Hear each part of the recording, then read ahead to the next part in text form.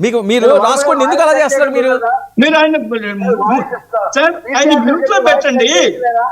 ఈ మోహన్ రెడ్డి గారు అంజనేయుడు గారు అర్థవంతమైన చర్చ మోహన్ రెడ్డి గారు మీ వాయిస్ మ్యూట్ లో పెట్టుకోండి. మోహన్ రెడ్డి గారు నువ్వు ఏళ్ళు చూపిస్తే 2 ఏళ్ళు చూపిస్తా, మర్యాదగా ఉండు. నేనేమంటున్నా అంటే ఎవరు భయపడే మోహన్ రెడ్డి గారు మీరు మ్యూట్ లో పెట్టుకోండి ప్లీజ్. 100 సార్లు మ్యూట్ లో పెట్టుకోండి. మీ వాయిస్ మ్యూట్ లో పెట్టుకోండి, నేను చెప్తాను. మీ వాయిస్ ఫస్ట్ మీరు మ్యూట్ లో పెట్టుకోండి. ఒక నిమిషం వెయిట్ చేయండి, ఒక్క నిమిషం.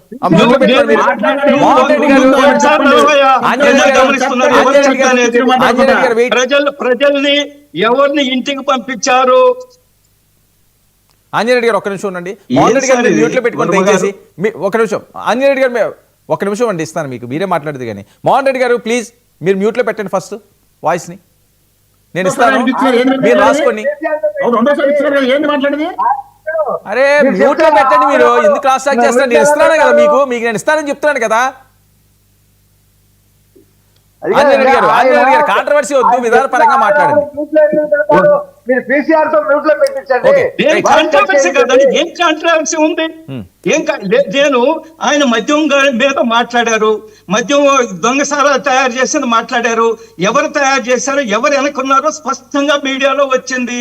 ఆయన ఏమన్నారు, జోగి రమేష్ గారు నాకు అసలు ఆ జనార్దన్ ఎవరో కూడా తెలియదు అన్నాడు ఒక సమయంలో. ఇంకొక మొదట ఏం చెప్పాడు, జనార్దన్ నాకు బ్రహ్మాండంగా తెలుసు, మా ఈదులో వాడి అన్నారు జోగి రమేష్.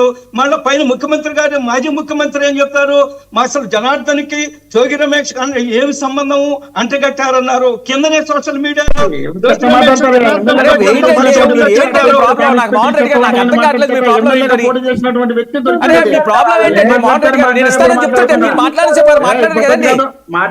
మాట్లాడమని చెప్పి సక్రమంగా. అరే నువ్వు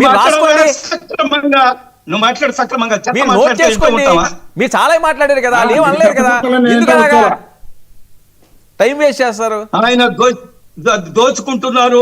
5,000 ఎన్ని కోట్లు, 5,000 కోట్లు, 400 కోట్లు, 11 ఛార్జ్ షీట్లో 1,00,000 కోట్లు సంపాదించాడని ఆయన 18 నెలలు జైల్లో ఉండి వచ్చాడు. ఆయన మర్చిపోతున్నాడే ఈ విషయం.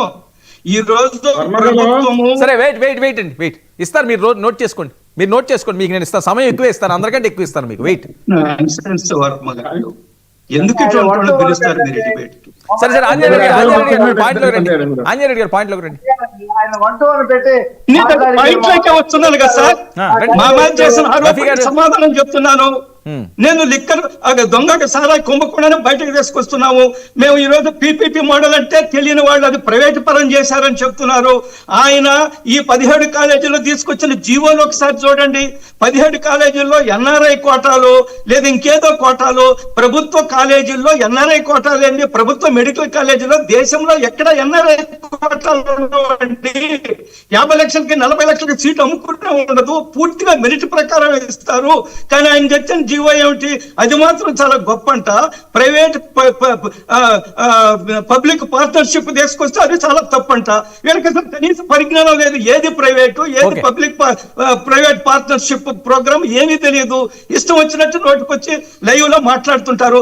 ప్రజలకు అర్థం కావడం లేదా ఏమేం చేశారో గత 5 సంవత్సరాల్లో, ఎన్ని హత్యలు చేశారు, ఆ దళితులు ఏ విధంగా దౌర్జన్యాలు చేశారు, డాక్టర్ల మీద ఏ విధంగా దౌర్జన్యాలు చేశారు, సుబ్రహ్మణ్య దళితుడిని డెడ్ బాడీని ఇంటికి తీసుకొచ్చే విధంగా ఇచ్చారు ఆయన అనంతబాబు అని.